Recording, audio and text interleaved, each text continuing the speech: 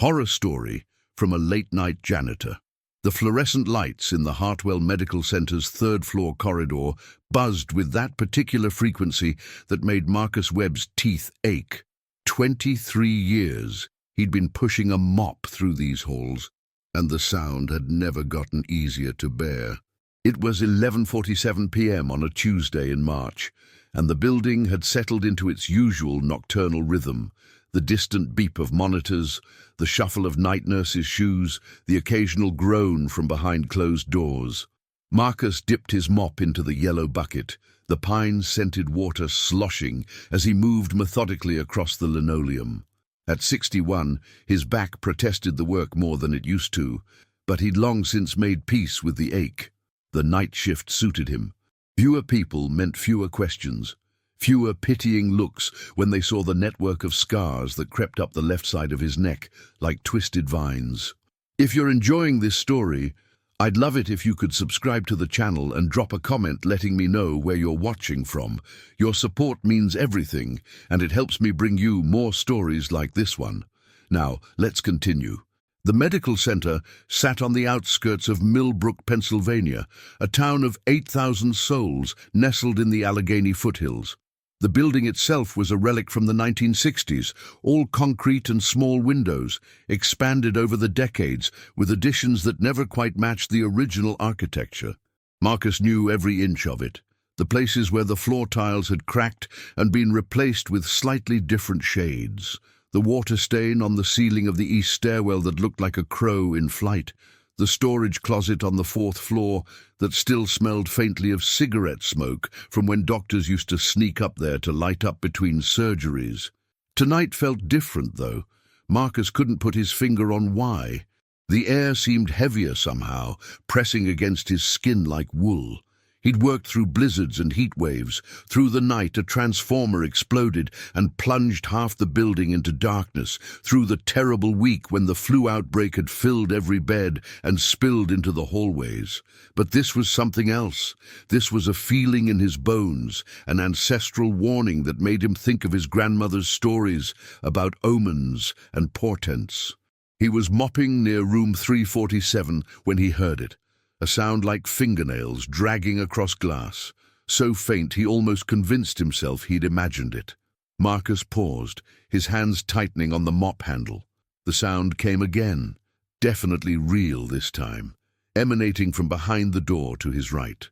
Room 347 had been empty for 2 weeks. Not just unoccupied, sealed. There'd been an incident, though the details were murky. Marcus had heard whispers from the day staff about a patient who died under unusual circumstances, about the nursing supervisor who'd quit without notice the next morning, about the smell that had lingered in the room for days despite industrial cleaning. The hospital administration had deemed it temporarily unavailable for use and locked the door with a deadbolt that wasn't standard issue for patient rooms. The scratching continued, rhythmic now. Scratch, scratch, pause. Scratch, scratch, pause. Marcus set down his mop and approached the door. His reflection stared back at him from the small window in the upper half.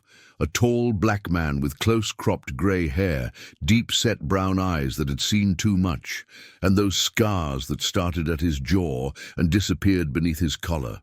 Burn scars from a house fire when he was 17. The one that took his mother and little sister while he'd been at work at the gas station.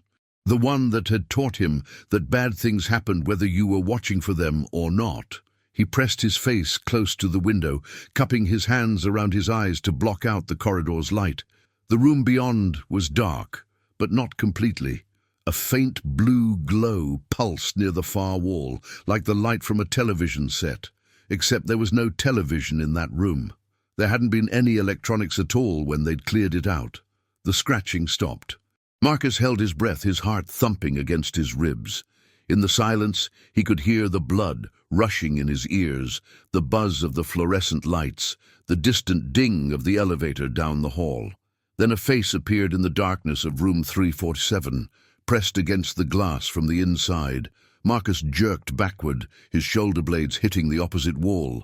The face was pale, almost luminous in the dimness, with dark hollows where the eyes should be. It was there for only a second before it retreated back into the shadows, but that was enough. Marcus had seen faces twisted by pain and fear during his decades at Hartwell, had seen the waxy stillness of the newly dead when he'd cleaned rooms after they'd been wheeled away. This was neither. This was something that shouldn't have been looking back at him at all. His hands trembled as he fumbled for his key ring. The hospital had issued him a master key when he'd made supervisor 6 years ago, a promotion that came with more responsibility and only $1 more per hour. He'd never used it to open a locked patient room before. That wasn't his domain. But his fingers found the key anyway, guided by some compulsion he didn't fully understand. The deadbolt clicked open with a sound that seemed too loud in the empty corridor.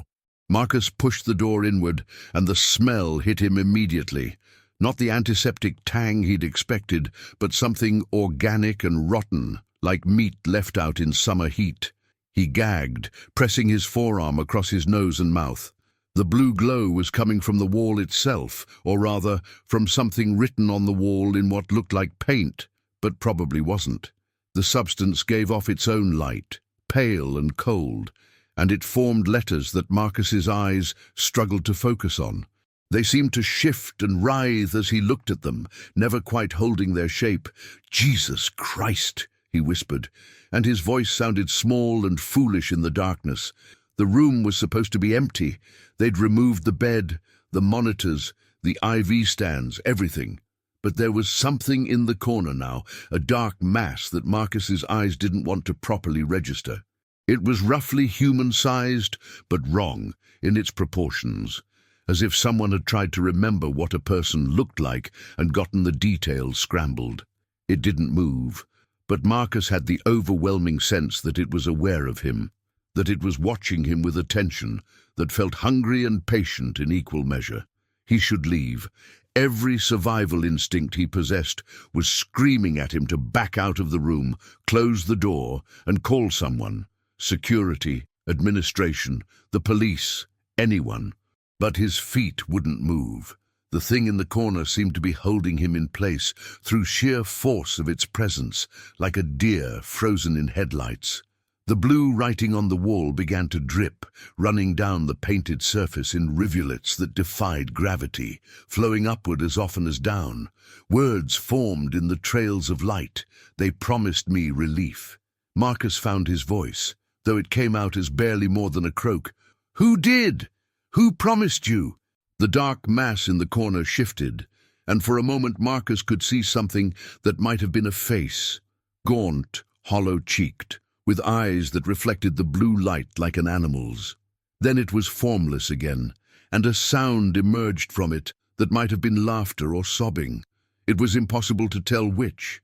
"The doctors," a voice whispered, and Marcus couldn't tell if it was coming from the thing in the corner or from inside his own head. "They said they could take away the pain. They said I wouldn't feel anything anymore. They were right about that." More words appeared on the wall, faster now, overlapping and tangling. Ward, Thompson, Mitchell, Carver, Price. Names, Marcus realized.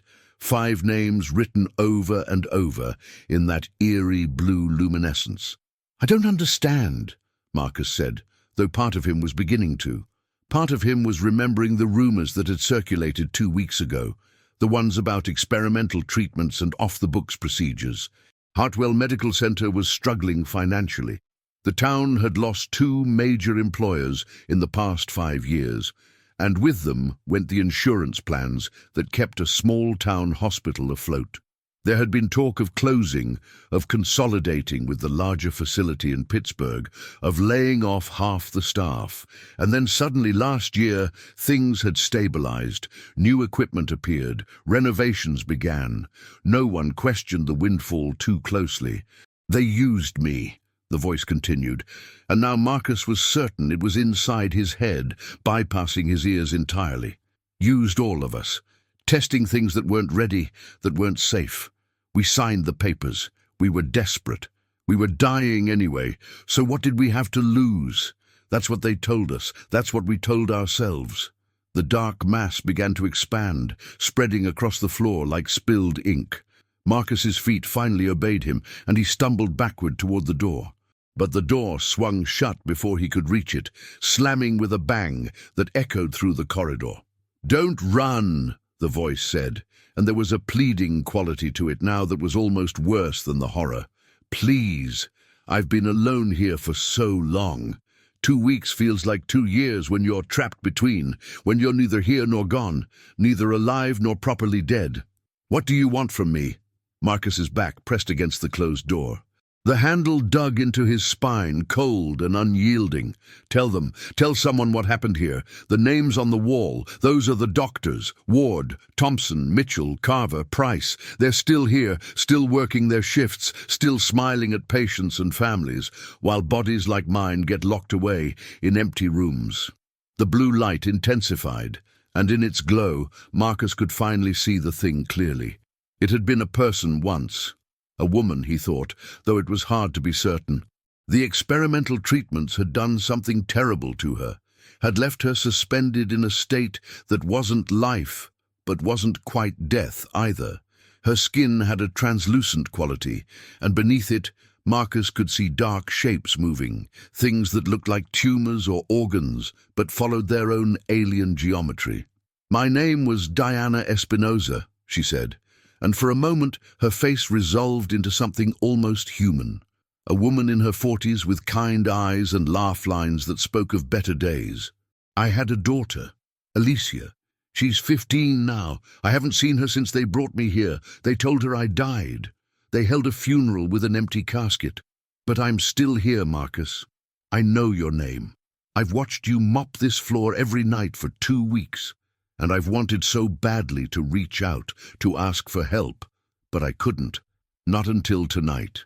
Not until whatever they did to me finally degraded enough that I could interact with the physical world again." Marcus's throat was tight. "What did they do to you?" "Gene therapy, they called it. Experimental treatment for stage 4 pancreatic cancer. They said it was cutting edge, that it had shown promise in trials. What they didn't say was that the trials were only on rats, and that half of those rats had died in ways that made the lab techs quit. They injected me with something, and at first it seemed to work. The tumors shrank. I felt better. Then the pain started. Pain like nothing I'd ever imagined. And my body began to change. My cells kept dividing but wouldn't die. I became something else, something that should have expired, but couldn't. The mass that had been Diana Espinosa contracted back into a roughly human shape, and Marcus could see her better now, see the desperate humanity still clinging to her despite everything that had been done. She raised what might have been a hand, and the gesture was so achingly normal that Marcus felt tears prick at his eyes. "They panicked when they realized what was happening," she continued. "They isolated me, told my family I'd passed in the night. They signed a death certificate. Dr. Ward himself signed it. I saw him do it while I was lying there, paralyzed but conscious, unable to speak or move but aware of everything. Then they brought me here, to this room, and they've been monitoring me ever since, running tests, taking samples, documenting my deterioration. I'm still part of their study, Marcus. I'm still useful data." Jesus. Marcus slid down the door until he was sitting on the floor, his legs unable to support him any longer. Why? Why would they do this? Money, recognition, the chance to publish groundbreaking research. The hospital was dying, and they thought they could save it by being the place where cancer was finally cured. Dr. Mitchell has been trying to secure patents. Dr. Carver has been reaching out to pharmaceutical companies. They're planning to start a new trial next month with 5 more patients, 5 more people who are desperate enough and sick enough to believe that this is their only chance. The blue writing on the wall rearranged itself, forming a date. March 23rd. That was 18 days away. "You have to stop them," Diana said. "You have to tell someone what's happening here before they create more things like me." Marcus wiped his eyes with the back of his hand. "Who would believe me?" I'm a janitor. I clean floors and empty trash cans. Those are doctors, respected professionals with credentials and connections. They'd say I was crazy, that I was making things up for attention. Then get proof. Dr. Ward keeps records in his office, third floor administrative wing, room 302B. He documents everything. It's his nature. He can't help himself. Every patient, every dose, every outcome. It's all there in his files, locked in his desk.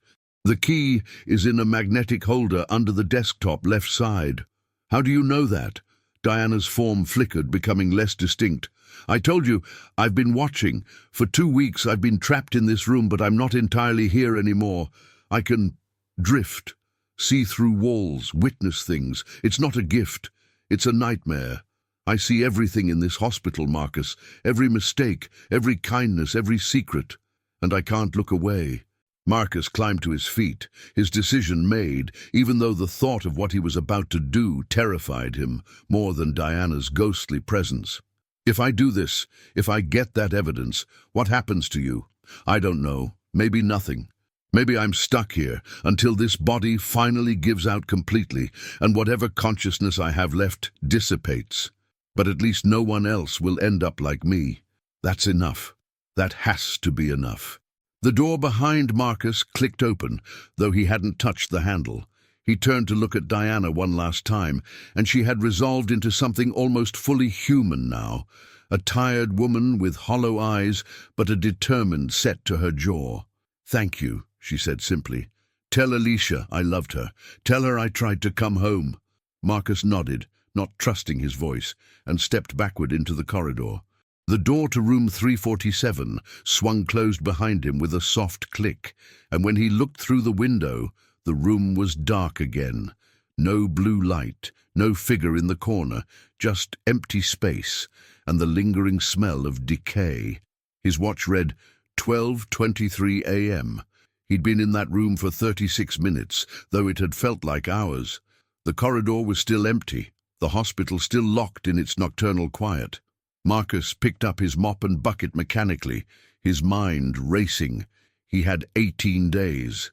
The administrative wing was locked at night, but Marcus's master key worked on those doors too. He'd never had reason to use it before.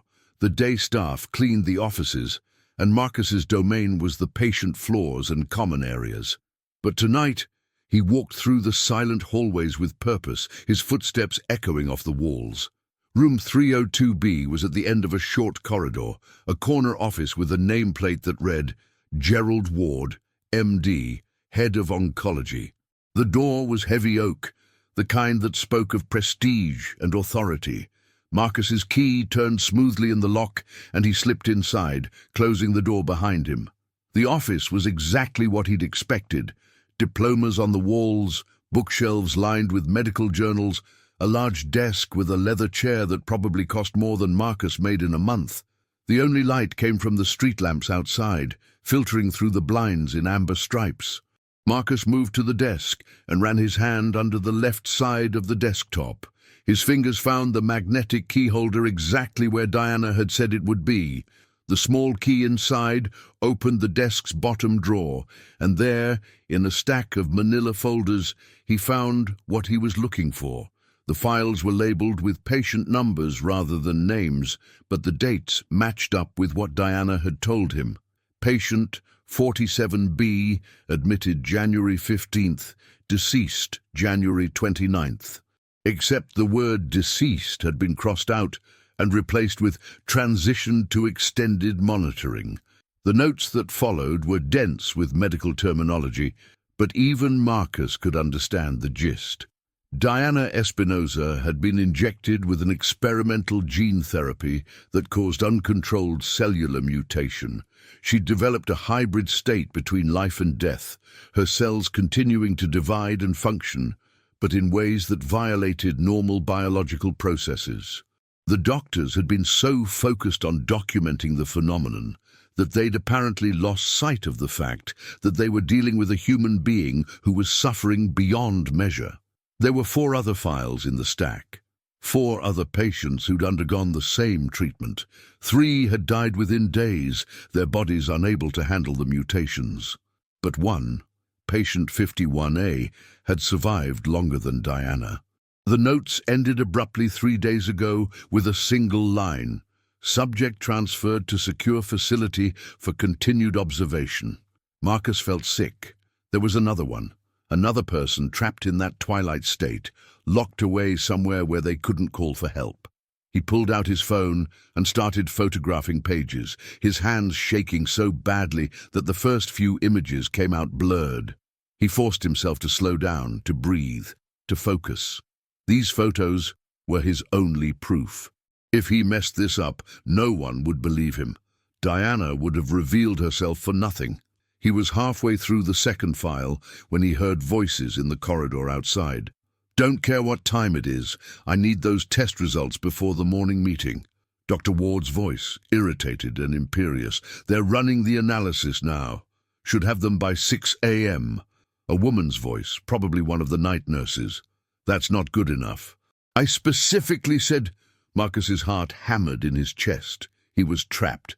There was no other exit from the office, and the voices were right outside the door. He looked around desperately, his eyes landing on the closet in the corner. It was a tight fit, but it was his only option. He shoved the files back into the drawer, locked it, and tucked himself into the closet just as the office door began to open.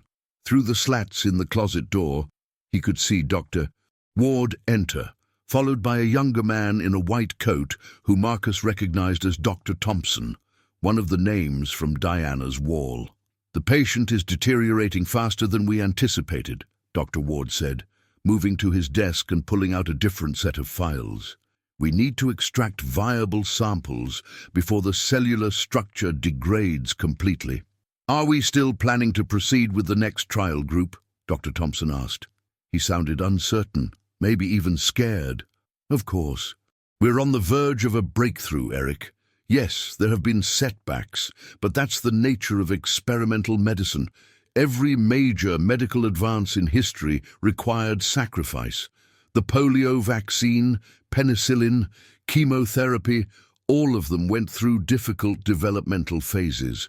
Those trials had oversight, ethics committees, informed consent that actually informed people about the real risks." Dr. Ward's head snapped up, his eyes narrowing. "Are you developing a conscience, Eric? Because that's a luxury we can't afford.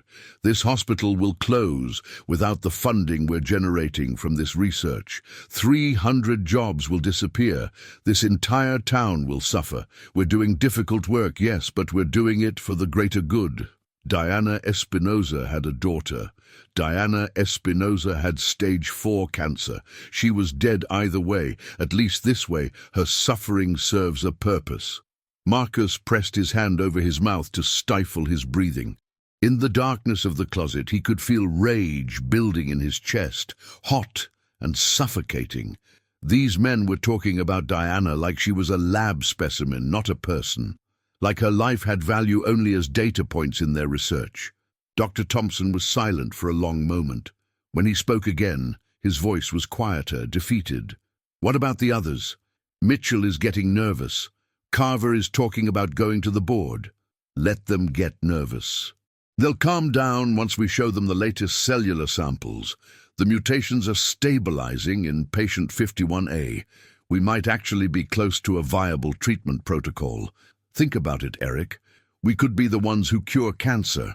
Our names in textbooks, Nobel consideration, everything we've worked for. And if it goes wrong again, if patient 51A ends up like the others, then we document what happened and adjust our approach. That's how science works." "Doctor." Ward closed the files and stood up. "Now go get some rest. You look terrible. We have a long few weeks ahead of us." The two doctors left, their voices fading down the corridor. Marcus waited another 5 minutes, his legs cramping in the confined space, before he finally emerged from the closet. His phone showed 1:47 a.m. He'd been in the office for over an hour. He still had photos to take. Working quickly, methodically, Marcus documented everything he could find in those files: patient records, treatment protocols, handwritten notes in the margins that revealed the doctor's awareness of how dangerous their procedures were. By the time he finished, his phone's storage was nearly full, but he had evidence. Real, tangible evidence of what was happening at Hartwell Medical Center. The question now was what to do with it. Marcus made it back to the third floor, just as his supervisor, Linda Torres, was making her rounds. She was a severe woman in her 50s who ran the custodial department with military precision, but she'd always been fair with Marcus. She raised an eyebrow when she saw him emerging from the stairwell. "You're behind schedule tonight, Webb. Everything okay?" Marcus considered lying, but found he couldn't. "Linda, can I talk to you? Somewhere private." Her expression shifted from irritation to concern. "What's wrong?" "I need to show you something, but you have to promise to hear me out, even if it sounds crazy." They went to Linda's small office on the first floor, and Marcus showed her the photos on his phone. She was skeptical at first, as he'd expected, but as she scrolled through image after image of damning documentation, her face went pale. "Mother of God," she whispered. "Marcus, this is... Do you understand what you're sitting on here?" "Yeah, I do. We have to take this to the authorities, not the hospital board. They might be complicit. We need to go to the state medical board, maybe even the FBI." Marcus nodded. "There's something else. There's a woman, was a woman, in room 347, Diana Espinosa. She's the one who told me about Dr. Ward's files. She's been trapped there since they declared her dead 2 weeks ago." Linda's eyes widened. "You saw her? You talked to her?" "Joe, I know how it sounds, but I'm not making it up. Whatever they did to her, it left her in some kind of liminal state. She's aware, Linda. She's suffering, and there's at least one more person out there in the same condition, probably locked away in some secure facility where no one can find them." "Jesus Christ!" Linda sat down heavily in her chair. Okay. We document everything you saw tonight. We make copies of these photos. We contact every oversight agency we can think of.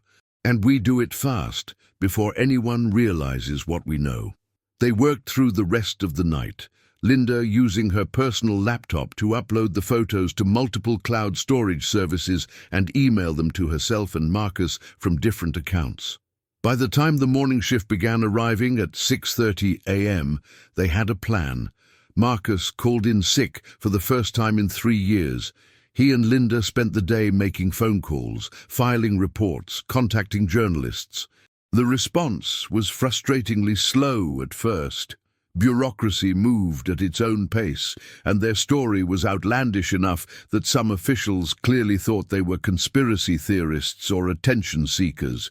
But Linda had a cousin who worked as an investigator for the State Attorney General's office, and that connection finally got them taken seriously.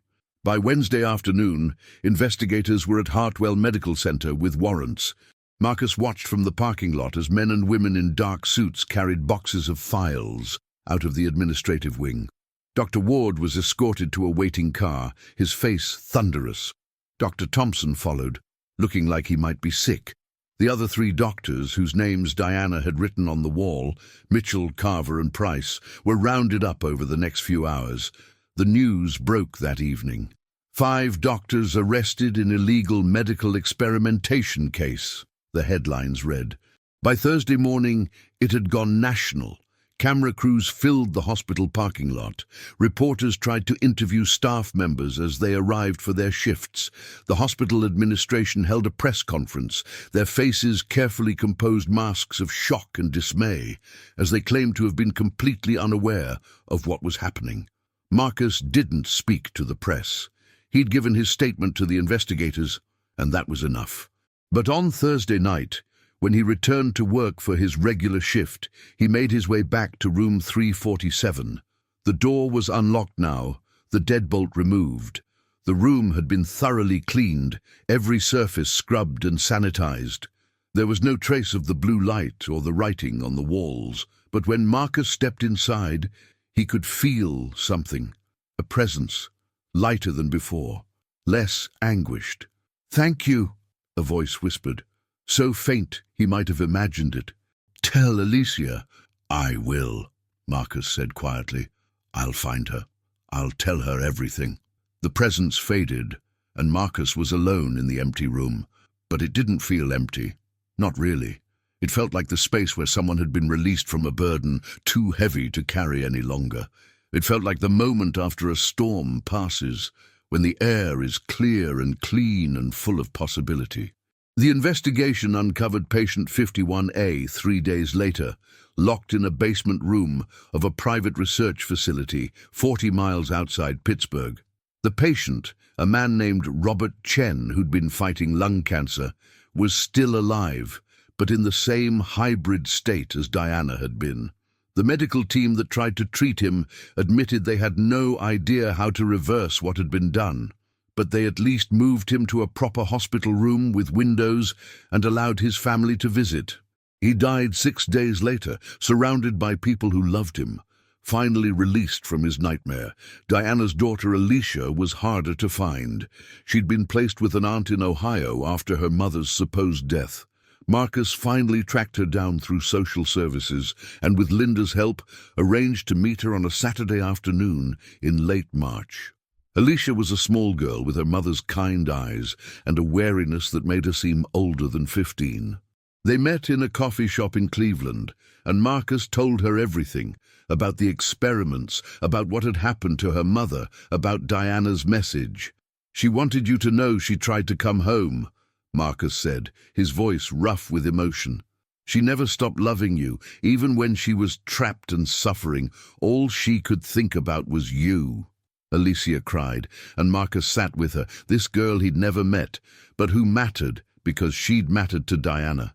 When she finally composed herself, she looked at him with red-rimmed eyes and said, "Thank you for not letting them hide her. Thank you for making sure people knew what they did." The trial began in September.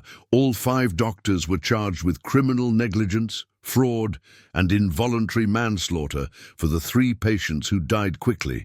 The prosecution built their case on Marcus's photos and testimony from hospital staff who'd been too frightened to speak up before. Dr. Ward maintained his innocence throughout, insisting that everything he'd done had been in service of medical progress. The jury deliberated for 3 days before returning guilty verdicts on all counts. Hartwell Medical Center survived the scandal, though barely. There were layoffs, reforms, a complete overhaul of their ethics procedures. Marcus kept working his night shift, mopping floors and emptying trash cans, but now other staff members nodded to him in the hallways with something like respect. He was the janitor who'd exposed the truth, who'd saved lives by speaking up when it would have been easier to stay silent. On the anniversary of the night he'd first seen Diana's face in the window of room 347, Marcus brought flowers to the hospital's memorial garden. They'd installed a plaque there, listing the names of the patients who died in the illegal trials. Diana Espinosa's name was at the top, followed by Robert Chen and the 3 others who'd suffered and died in pursuit of a cure that had never come. "I kept my promise," Marcus said quietly, placing the flowers at the base of the plaque. "Alicia knows. Everyone knows. You didn't suffer in silence." The evening air was cool, carrying the scent of autumn leaves. Marcus stood there for a long time, thinking about promises kept and debts paid, about the weight of witnessing and the courage it took to speak truth to power. He thought about his mother and sister, lost to flame so many years ago, and about how he'd spent decades wondering if he could have saved them, if he'd been home that night instead of working. He couldn't have saved them. He knew that now. But he'd saved others. He'd stopped doctors who'd forgotten that their oath to do no harm applied to desperate patients just as much as to anyone else. He'd given voice to a woman who'd been silenced, and in doing so, he'd prevented others from meeting the same fate. As he turned to leave the memorial garden, Marcus could have sworn he saw something from the corner of his eye, a figure standing near the oak tree at the garden's edge, translucent in the fading light. When he looked directly, there was nothing there. But he felt a warmth in his chest that might have been gratitude or peace, or simply the knowledge that some stories end not with despair, but with justice served and memories honored. He went back to work that night with lighter steps, pushing his mop through the 3rd-floor corridor as the fluorescent lights buzzed overhead. Room 347 housed a patient now, a woman recovering from routine surgery who would go home in the morning to her family and her life. The room was just a room again, cleaned of its ghosts and horrors, returned to its proper purpose. But Marcus never forgot what he'd witnessed there, and he never stopped checking on the patients as he worked his rounds, making sure that everyone who came to Hartwell Medical Center seeking healing received exactly that, no more, no less, and never at the cost of their humanity. The story became legend in Millbrook, whispered about in the diner and the grocery store and the high school hallways. The night janitor who'd seen a ghost, the custodian who'd brought down corrupt doctors. Some people embellished the tale, adding details that weren't true. Others dismissed it as exaggeration, unable to believe that something so dark could happen in their quiet Pennsylvania town. But Marcus knew the truth. He carried it with him through every shift, through every mop stroke, through every quiet moment in the small hours of the night when the hospital settled into its dreams and secrets.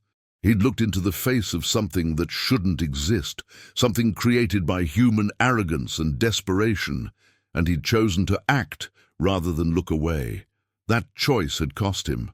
He'd been questioned for hours by investigators, had his name splashed across news reports, had received threatening phone calls from people who thought he'd destroyed the careers of brilliant doctors for attention or revenge. But he'd also received letters from other patients who'd been approached about clinical trials at Hartwell, who'd turned them down and possibly saved their own lives as a result. He'd been thanked by Robert Chen's widow. He'd watched Alicia Espinosa graduate from high school and start college, her mother's memory honored rather than hidden. The night shift at Hartwell Medical Center continued, one fluorescent-lit hour after another, and Marcus continued with it. He was 62 now, his back ached more than ever, and retirement beckoned from not too far in the distance. But he wasn't ready yet. Not while there were floors to mop and rooms to clean and a promise to keep to a woman who'd been trapped between life and death but had found the strength to ask for help.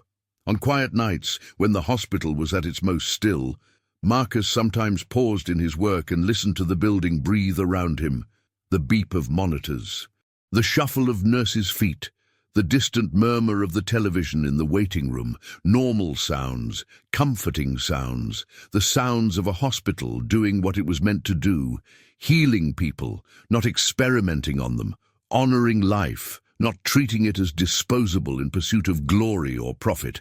And if sometimes, in the darkest hours before dawn, Marcus saw blue light flickering in the corner of his vision, or heard a whisper of thanks carried on the recycled air, he took it as a reminder that bearing witness mattered, that speaking up mattered, that one person, even someone society considered insignificant, could change everything when they chose courage over silence. The janitor who worked the late-night shift at Hartwell Medical Center had seen horrors that would haunt him forever, but he'd also seen justice served, truth told, and the dead finally given peace. In the end, Marcus Webb decided that was enough. That was more than enough. That was everything.